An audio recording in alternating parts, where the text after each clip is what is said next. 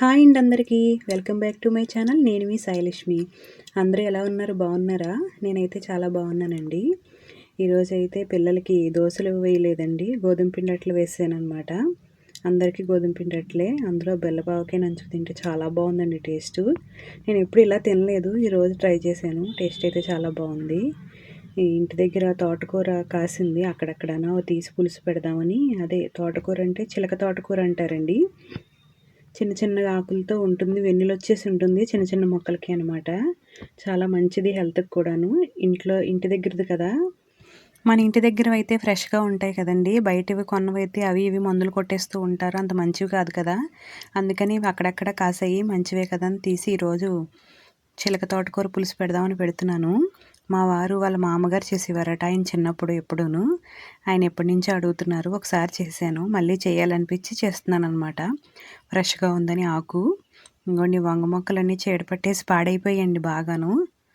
దీనికి ఏమైనా మందు కొట్టిద్దామన్నా మళ్ళీ మందు కొట్టించినవి ఇంకా బయట కొన్నా ఇంట్లో కాసిన ఒకటే కదా అని చూస్తున్నాను.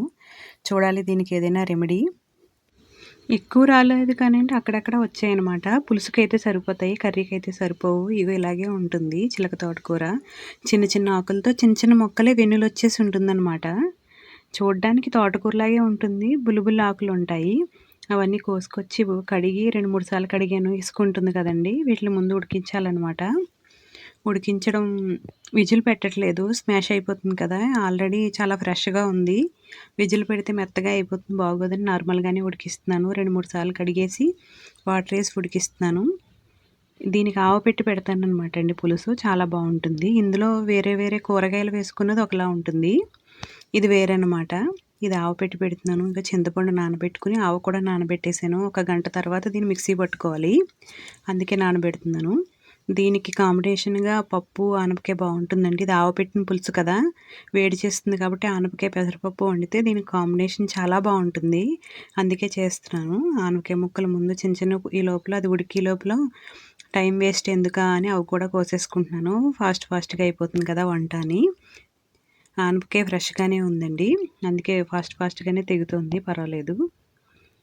ఈ లోపల ఆవు ఇది కూడా చాలా తొందరగానే అయిపోతుందండి. ఆనపకాయ పెసరపప్పు కదా, విజిల్ కూడా అవసరం లేదు దీనికి. విజిల్ పెడతాము, బాగా ముక్క గట్టిగా ఉంటే ఆనపకాయ ముక్క ముదిరిపోతే విజిల్ పెట్టుకోవాలి, కానీ ఇప్పుడైతే అవసరం లేదు.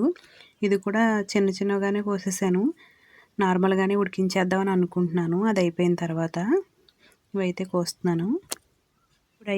ఇప్పుడైతే ఇది పలచగా చేయట్లేదండి, ఆనపకాయ పప్పును గట్టిగానే చేస్తున్నాను. ఆల్రెడీ పులుసు ఉంటుంది కదా, అందుకని ఇది కొంచెం గట్టిగానే చేస్తున్నాను. ఉత్తప్పుడు అయితే నార్మల్గా ఉన్నప్పుడు గట్టి జారుగా చేసినా బాగుంటుంది, దీనికైతే గట్టిగానే ఉండాలి. ఈ రెండు కాంబినేషన్ సూపర్ అండి, చాలా టేస్టీగా ఉంటుంది, డిఫరెంట్గా కూడా ఉంటుంది. మీరు ఎప్పుడు తిని ఉండరు కూడా ఈ టైప్లో, ఒకసారి ట్రై చేసి చూడండి. టేస్ట్ అయితే చాలా బాగుంటుంది, హెల్దీ కదా, పిల్లలకు కూడా పెట్టచ్చు. ఆకుకూర అది కలిపి పెడితే ఇష్టంగా తింటారు కదా పిల్లలు కూడాను. కొంచెం కలర్ఫుల్గా ఉంటేనే కదండి పిల్లలు తినేది, అందుకనే. ఇదేమో ఎల్లో కలర్లో ఉంటుంది, అదేమో గ్రీనిష్గా ఉండి ఇంట్రెస్ట్ చూపించవచ్చు అని అనుకుంటున్నాను నేనైతేని. ఇందులోకి పచ్చిమిరపకాయలు ఒకటి సరిపోతాయండి, ఇంకేం అవసరం లేదు. పెసరపప్పు, పచ్చిమిరపకాయలు, కొంచెం వాటర్, ఆనపకాయ ముక్కలే ఉడికించుకుంటే సరిపోతుంది. మామూలుగా అయితే ఇప్పుడు తోటకూరలోకి చింతపండు నీళ్ళు నానబెట్టాను కదా, అది ఉడికిపోయింది తోటకూర. ఇక చింతపండు పిసికి పోసేస్తున్నాను నీళ్ళు అయితేని. ఇది కొంచెం మరిగిన తర్వాత చింతపండు నీళ్ళు, అందులోనే కొద్దిగా బెల్లం, ఉప్పు కూడా వేయాలండి. అది మరుగుతూ ఉంటుంది కదా, అప్పుడు ఇది మెంతి కారము ఎప్పుడు నా దగ్గర రెడీగా ఉంటుంది. ఈ మెంతి కారంలో వరిపిండి ఉంటుంది కదా, ఒక 2 స్పూన్స్ వరిపిండి కలిపేయాలి. రెండు బాగా మిక్స్ చేయాలి, బాగా మెల్ట్ అయ్యేలాగా. అలాగ నేను కలుపుతున్నాను చూడండి, అలా పొడి పిల్లాడుతూ కలిపేసుకోవాలి. ఈ మరుగుతున్న చింతపండు నీళ్ళు తోటకూర పులుసు ఉంది కదా, అందులో వేసేయాలండి. ఉండకట్టకుండా చాలా స్పీడ్గా కలపాలన్నమాట. కొంచెం లేట్గా కలిపామంటే ఉండకట్టేస్తుంది, అలా ముద్దల కింద ఉండిపోతుంది పులుసు అంతా. అందుకని ఇలా మరుగుతున్నప్పుడే కలిపేయాలి.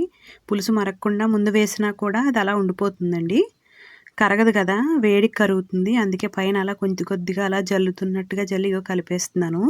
కలిపిన తర్వాత ఇంకొంచెం సేపు మరుగుతుంది, అది థిక్ కన్సిస్టెన్సీ వచ్చేస్తుంది. ఇది కాసేపటికి వరిపిండి కలిపాం కదా, ఈ మెంతికారం ఎందుకంటే ఫ్లేవర్ బాగుంటుందండి. అంటే చిక్కబడిపోవాలి సాయంత్రం ఊరేకి ఇంకా బాగుంటుంది. మరిగిన తర్వాత ఇది వేయడం వల్ల తిక్కుగా అయిపోతుంది, చిక్కగాను మనకు తెలిసిపోతుంది. అప్పుడు తిక్ అయిన తర్వాత తీసి పక్కన పెట్టేసుకోవాలి. చల్లారిన తర్వాత ఆవ కలుపుకోవాలి. ఇప్పుడైతే ఆనపకాయ ముక్కలు, పెసరపప్పు, పచ్చిమిరపకాయలు వేసేస్తున్నాను, కొద్దిగా పసుపును. నార్మల్గానే ఉడికిస్తున్నాను. ఇవి ఒక 15 మినిట్స్కి ఉడికిపోతాయండి. సిమ్లోనే పెడతాం కదా, నాకు హైలో పెట్టడం ఇష్టం ఉండదండి, టేస్ట్ బాగోదు కదా. ఏ కర్రీ అయినా సిమ్లో పెడితేనే బాగుంటుంది. ఎప్పుడైనా తప్పదన్నప్పుడే చేస్తూ ఉంటాను. ఆవైతే మిక్సీ తిప్పేసానండి, నానిపోయింది, బాగా మెత్తగా అయిపోయింది. నానకపోతే సరిగ్గా ఆవు కూడా పేస్ట్ అవ్వదనమాట. ఈ చల్లారిపోయిన పులుసులో ఆవు వేసి కలిపేయడమేనండి. వేడి మీద కలపకూడదు, చేదొస్తుందనమాట. అందుకని చల్లారిన తర్వాత కలుపుతున్నాను. అప్పుడు పోపు పెట్టుకోవాలి. ఇప్పుడు పోపు అయితే పెడతాను. ఆవాలు, మెంతులు, ఎండుమిరపకాయ, జీలకర్ర, దీనికి పులుసుకి పోపు అండి. టేస్ట్ అయితే చాలా బాగుంటుందండి. చిలక తోటకూర పులుసు అంటే ఇది వరకు నాకు తెలియదు అసలు, మా వారు చెప్పేదాకాను. ఏంటి ఇది గడ్డి మొక్కేమో అనుకునేదాన్ని, నేను ఎప్పుడు పెద్ద ఇంట్రెస్ట్గా చూడలేదు. చెప్పిన తర్వాత చేసాక నాకు అనిపించింది, అబ్బా మన చుట్టూనే ఉంటాయి కొన్ని కొన్ని మనకు తెలియదని. పోపు అయితే వేగుతోంది, ఇవన్నీ వేసి కలిపేస్తున్నాను. ఇదైతే పప్పు ఉడికిపోయిందండి. పప్పులోకి ఇది పప్పు ఆనపకాయ ఉడికిపోయిన తర్వాత మినపప్పు, ఆవాలు, జీలకర్ర, ఎండుమిరపకాయ, కరివేపాకు, ఇంగువ వేసి పోపు పెట్టేశాను. ఈ పప్పుకి అయితే పోపు కరెక్ట్గా ఉండాలండి, పోపు లేకపోతే బాగోదు. ఇది మెయిన్ పోపే దీనికి. అంటే ఓన్లీ ఉడికిస్తాం అంతే కదా, ఈ పోపు వల్లే దానికి ఫ్లేవర్ వస్తుంది. పులుసులోకి కూడా ఇందాక చెప్పినట్టే పోపు వేయించేసి వేసేసాను, ఇంగువ అన్నీ కూడాను. చాలా బాగుంటుందండి టేస్టు. నేను ఎప్పుడు తినలేదు, నాకు అసలు తెలీదు. టేస్ట్ అయితే చాలా బాగుంది. మన చుట్టూ ఇన్ని మొక్కలుండి మనమే వదిలేస్తున్నామా అనిపించింది నాకైతేనే. ఎప్పుడు కొనుక్కునేవే కాకుండా ఇలాంటివి కూడా చేస్తూ ఉండాలి అనిపించింది నాకైతే. నా వీడియోస్ నచ్చితే లైక్ చేయండి, షేర్ చేయండి, సబ్స్క్రైబ్ చేయడం మాత్రం మర్చిపోకండి. బాయ్.